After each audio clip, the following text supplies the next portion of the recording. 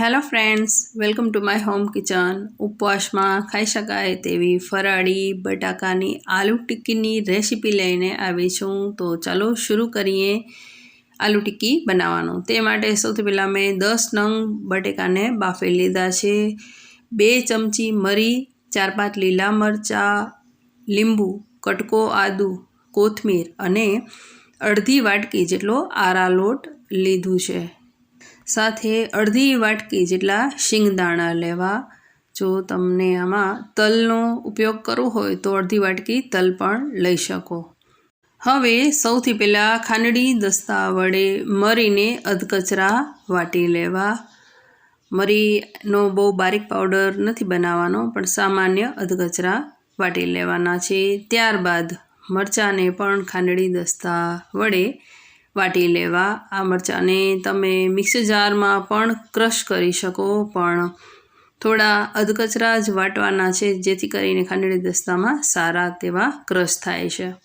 ત્યારબાદ આદુ છોલી અને તેમાં એડ કરી આદુને પણ ખાંડી લેવું અને આદુ અને મરચાંની આ પેસ્ટ ભેગી કરી અને એક વાટકીમાં લઈ લેવી.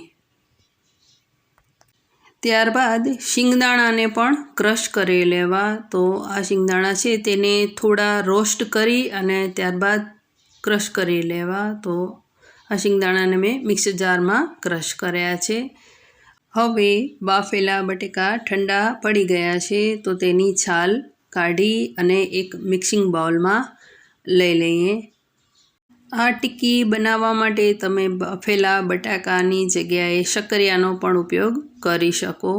તો બધા બટાકાની છાલ આ રીતે કાઢી લીધા બાદ હવે તેને મિક્સિંગ બાઉલમાં લઈ ભેગા કરી અને તેને મેશર વડે આ રીતે મેશ કરી દેવા. ત્યારબાદ તેમાં ખાંડેલા મરી એડ કરી દેવા અને ત્યારબાદ તેમાં અધકચરા વાટેલા આદુ મરચાંની પેસ્ટ એડ કરી દેવી. ત્યારબાદ શિંગદાણા વાટેલા એડ કરી દેવા. જો તમે તલ એડ કરવા હોય તો આ સમયે રોસ્ટ કરેલા તલને પણ અધકચરા ખાંડી અને આ સમયે એડ કરી શકો. બાઇન્ડિંગ માટે 2 ચમચી આરા લોટ એડ કરવું. જો આરા લોટ તમારી પાસે ના હોય તો તમે કોઈ પણ ફરાળી લોટ જે તમે વાપરતા હો તે એડ કરી શકો. રાજગરાનો લોટ, શિંગોડાનો લોટ એડ કરી શકો. સમારેલી કોથમીર એડ કરી દેવી. ત્યારબાદ અડધું લીંબુ નીચોવી દેવું. ત્યારબાદ તેમાં 1 મોટી ચમચી ખાંડ એડ કરવી અને મીઠું સ્વાદ મુજબ એડ કરી દેવું. આ સમયે તમે થોડું હળદર પાવડર અને મરચું પાવડર પણ એડ કરી શકો, પણ મેં વ્હાઈટ ટિક્કી બનાવી છે એટલે મેં તે એડ કર્યા નથી. બધી સામગ્રીને સારી રીતે મિક્સ કરીને આ રીતે મીડિયમ થિકનેસવાળું ડો રેડી કરી દેવું. હવે તેમાંથી થોડું લઈ અને તેને આ રીતે ગોળ ટિક્કી વાળી દેવી. તમે કોઈ પણ શેપમાં તેની ટિક્કી બનાવી શકો. તો આ રીતે બધી ટિક્કી રેડી કરી અને સાઈડ પર મૂકી દેવી. જો તમને ટિક્કી ના બનાવવી હોય તો તમે આની સ્ટીક પણ બનાવી શકો, તો ફરાળી સ્ટીક પણ સારી બને છે. હવે એક પ્લેટમાં 2 ચમચી જેટલું આરા લોટ લેવું.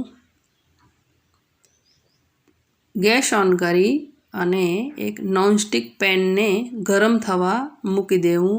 ગેસની આંચ મીડિયમ રાખવી. હવે તેના પર સૌથી પહેલાં 2 થી 3 ચમચી જેટલું તેલ મૂકી દેવું અને તેને ફેલાવી દેવું. અત્યારે મેં શીંગ તેલનો ઉપયોગ કર્યો છે. શીંગ તેલમાં ફરાળી વાનગી સારી બને છે, ટેસ્ટી લાગે છે. તમે જે પણ તેલ યુઝ કરતા હો એ લઈ શકો. હવે તૈયાર કરેલી ટિક્કીને આ આરા લોટમાં આ રીતે રગદોળી અને તેની કોટિંગ કરી લેવી. ત્યારબાદ તેને ગરમ કરેલી તવી પર મૂકી દેવી। તો આ રીતે બધી ટિક્કીને કોટિંગ કરતા જઈ અને તેને ગરમ તવી પર રોસ્ટ થવા માટે મૂકી દેવી। આ ફરાળી ટિક્કી મેં આ રીતે રોસ્ટ કરીને બનાવેલી છે। જો તમે ડીપ ફ્રાય કરવા માંગો તો તમે આરા લોટની સ્લરી બનાવી તેમાં ડીપ કરી અને ડીપ ફ્રાય કરી શકો। સ્લરી થોડી ઘટ રાખવી જેથી કરીને તે સારી રીતે તેનું કોટિંગ આવી જાય, પણ મેં ફ્રાય નથી કરી, આ રીતે રોસ્ટ કરીને બનાવી છે। હવે ટિક્કીની ઉપર એક ચમચી તેલ મૂકી અને ટિક્કીને બંને બાજુ સારી રીતે શેકી લેવી।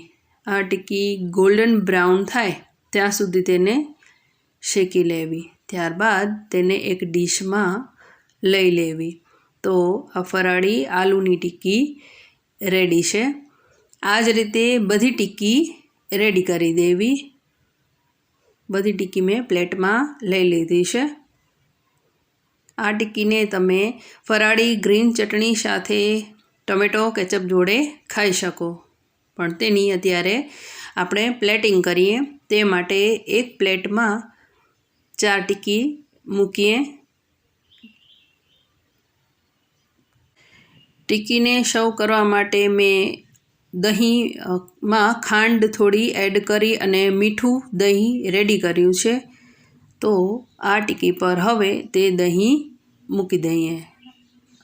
તો આ દહીં મીઠું છે, પણ જો તમને સ્વીટ પસંદ ના હોય તો પ્લેન દહીં પણ લઈ શકો। તો આશરે હાફ બાઉલ જેટલું દહીં છે જે મેં આમાં એડ કર્યું છે। દહીંવાળી આ ટિક્કી બહુ જ ટેસ્ટી લાગે છે, એટલે મેં આ રીતે તેની પ્લેટિંગ કરી છે। ત્યારબાદ તેમાં રોસ્ટ કરેલા જીરાનો પાવડર સ્પ્રિંકલ કરી દઈએ। આ સમયે જો તમને થોડું તીખું પસંદ હોય તો થોડું મરચ પાવડર પણ સ્પ્રિંકલ કરી શકો। થોડી સમારેલી કોથમીર મૂકી દઈએ। દાડમના દાણા પણ તમે આનામાં મૂકી શકો। તો તૈયાર છે ફરાળી આલુ ટિક્કી। આ ફરાળી આલુ ટિક્કી ઉપવાસ ના હોય તો પણ બનાવી શકાય અને ખાઈ શકાય, બહુ જ ટેસ્ટી બને છે। ફરાળી આલુ ટિક્કીની આ રેસીપી તમને કેવી લાગી મને કોમેન્ટ કરજો।